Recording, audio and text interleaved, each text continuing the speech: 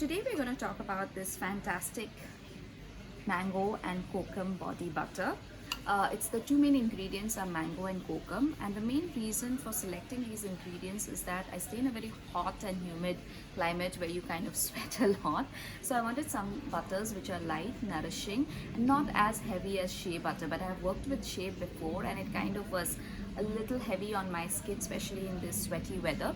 So mango butter is a natural emollient. It's non-comedogenic. It won't clog your pore. It's light, it's hydrating, and combined with kokum it makes a fantastic DIY body butter for your skin. So kokum is a traditional Indian Ayurvedic ingredient, and it's also used in many recipes, food recipes as well, and it makes a fantastic body butter. Did you know that? So it kind of is hydrating, it's nourishing, it has all fantastic vitamins and minerals required for your everyday hydration without it being too heavy. And another secret ingredient that I have used here is actually two of them is sea buckthorn. It gives, if you see this color, both the body butters are like white in color, but since sea buckthorn has this lovely mangoish hue, so we added that color to kind of give that lovely shade so that it looks like mango butter, right? And along with that you use arrowroot powder. So arrowroot powder helps in cutting down the grease, the oiliness, the butteriness of the butter, and helps in also building spreadability. As you can see, so lovely guys, it just kind of melts in the skin. So both sea buckthorn you can skip if you don't have it, but it's always better to add a little bit of arrowroot powder during the cooling phase, and we'll see it in the recipe next, because it helps in definitely cutting down the greasiness, the oiliness of the butter a lot, especially if you're staying in a very hot summery weather like this. So yeah, this is the body butter, and the recipe is coming up next. Hey guys, so let's go through the ingredient list for this butter, the body butter that we are going to make. It's a mango kokum butter, so mango butter obviously. These are my mango butter. This is the kokum butter. Again, it looks similar, it's whitish in color, both of them looks very similar. We need some bit of arrowroot powder, but you can skip it as well, but I just want to cut down the greasiness a bit. In terms of oil, we have olive oil, and I have some calendula infused oil as well. So it's sweet almond oil, but it has been on infusion for some time, so we're going to use that.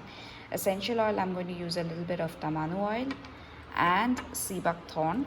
This oil is generally to give some lovely color to the mango kokum butter, but you can skip it as well. You can use any kind of essential oil, depends completely upon you. We're going to use some bit of vitamin E. It's in capsule, you can use it in the oil format. In terms of equipment, we'll need a heat resistant bowl, but you can use your any form of double boiler equipment you have. And we will need a measuring spoon. I'm going to be making 1/4, so I'm using a 1/4 cup of a measuring spoon, so you can use basis the quantity that you're using. So these are all the equipments, the butters, the oil, and the essential oils, as well as the equipments that you'll be needing for making this mango kokum body butter. So I've taken 1/4 cup of the mango butter here.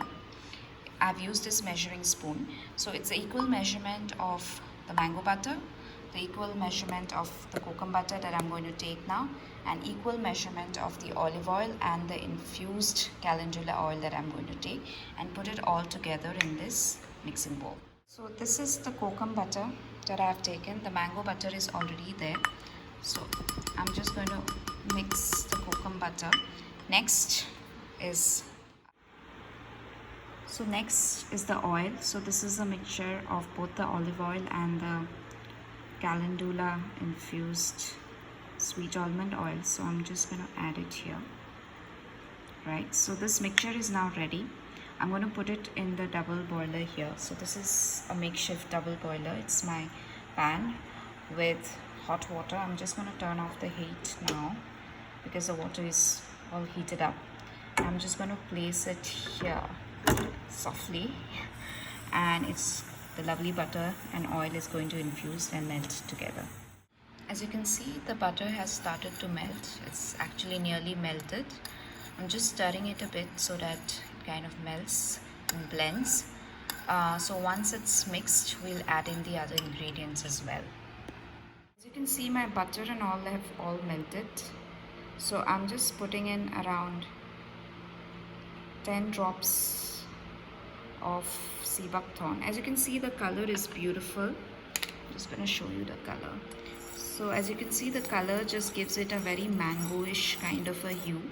So it's beautiful if you use this color just to give this oil, just to give it a lovely tinge, and it's also very beneficial for the skin. So to this, I'm going to now add the tamanu oil.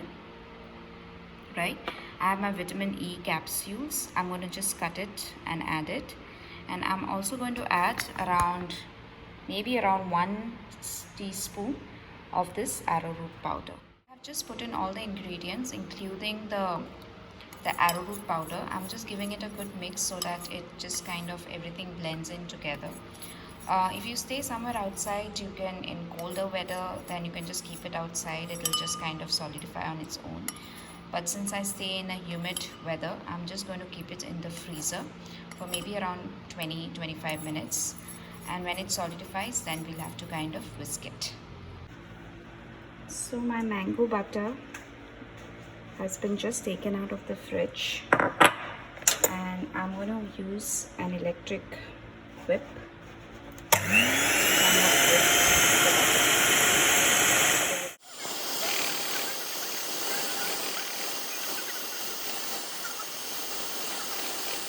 So my Mango Kokum butter is all done. It's all whipped.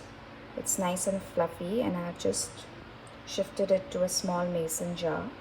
So this is about it. It's a very, very easy recipe, not very tough, and you can see that it's beautiful, and you can use it as a body butter, and it's just gorgeous. Did you enjoy the recipe? Wasn't that very simple? So it's a fantastic DIY butter, guys, so do try it out and you will just enjoy it, and a little goes a long way. It's not very expensive to make as well. So even if you buy those tubs of butter, do keep it in the fridge if it's hot humid weather like this, and be careful about storage. Do write, very important. So this butter will last me around a month because I use it every day, maybe slightly more. And that should be enough because I've not added any preservative, but it should be good for a couple of months, even 3 months and more. So that's okay because we have not added any other extra ingredients. It's all oil and butter and arrowroot powder. So yeah, so if you like this video and if you want to check out more videos, do subscribe to my channel and watch many other fantastic DIYs. Thank you for watching.